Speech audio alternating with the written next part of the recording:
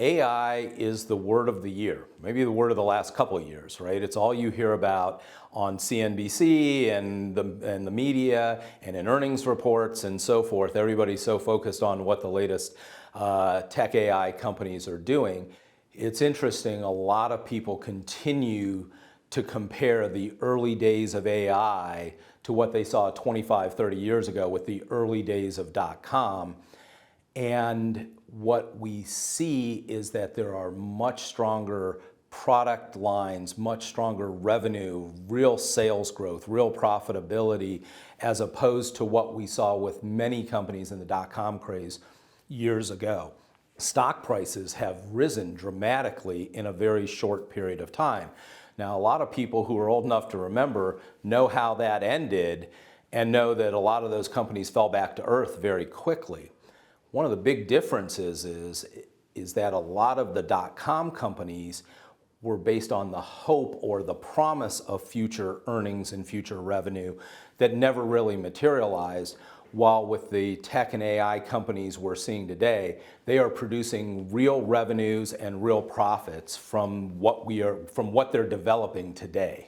Everybody's kind of focused on first generation AI benefits, right?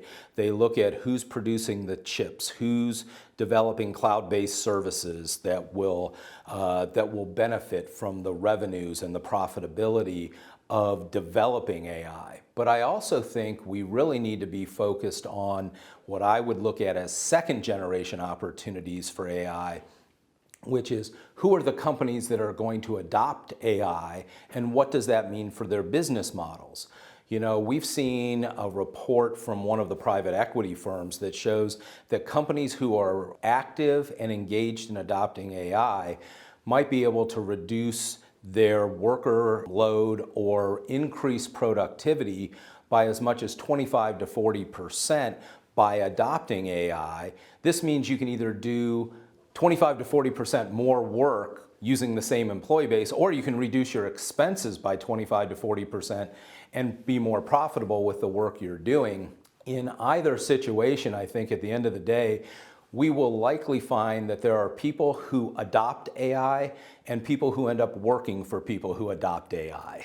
You know, even if you're not working today, there's still going to be huge benefits of AI, right? One of the places we're seeing it for many retirees is especially in the healthcare areas, right?